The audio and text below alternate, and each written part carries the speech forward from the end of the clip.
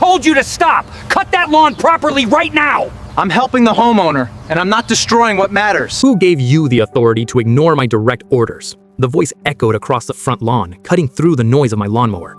I looked up to see the new Homeowners Association president marching up the driveway. He wore a suit that probably cost more than my truck, and he was sweating. Not from work, but from anger. He wasn't upset about the overgrown grass. He was furious that I was being careful. I shut off the engine and wiped the sweat from my eyes. I was there to help Mr. Carter, an 80-year-old veteran who had lived in this house since the neighborhood was built.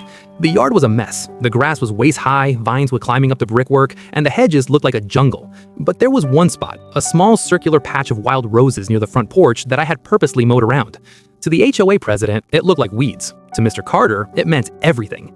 The president pointed a shaking finger at the roses. "You missed a spot," he sneered. "That overgrown mess breaks Section 4 of the Community Aesthetic Guidelines. It looks bad, lowers property values, and I want it gone. If you don't mow over that right now, I will fine Mr. Carter $500, and I'll make sure your company's banned from this neighborhood forever." I stood firm. I explained that Mr. Carter had lost his wife Martha just 3 months ago. They had been married for 50 years. Those wild roses were the last thing she planted before she got sick. She used to sit on that porch and watch them bloom. When she died, Mr. Carter's world stopped. He stopped eating, he stopped sleeping, and he certainly stopped caring about the lawn. The yard had fallen into disrepair because he was overwhelmed with grief. Those roses were the only living connection he had left to her. The president didn't flinch. He checked his watch and rolled his eyes. "I don't care about his personal problems," he snapped. "Rules are rules. We can't have exceptions just because someone is sad. You have 5 minutes to cut them down, or I'm calling the police to have you removed for trespassing." He crossed his arms, expecting me to feel intimidated. He thought his title gave him the right to bully a broken man. I looked at the house. I noticed a curtain move slightly in the front window. Mr. Carter was watching. I turned back to the president and stepped away from the mower.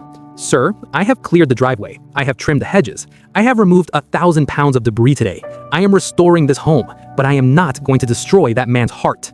I pointed at the roses. "You can quote your handbook all you want, but you cannot use a rule book to erase a person's memories. If you want those flowers destroyed so badly, here are the shears. You go do it. You go cut them down while he watches you from that window, but I won't be a part of it."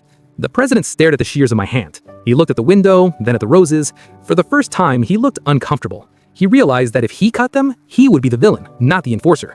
He muttered something about a final warning, turned on his heel, and walked away quickly. We finished the rest of the job. We made that lawn look like a golf course. But right in the center, framing the porch, those wild roses stood tall and bright red against the green grass. When we packed up, Mr. Carter came out. He didn't speak, he just touched one of the petals and gave me a nod. We stopped the fines, but more importantly, we protected the humanity of the home. Authority should never crush the human spirit. We have to choose compassion over rules. We follow the rules of humanity, not just the rules of the neighborhood. Comment kindness to show that people matter more than policy.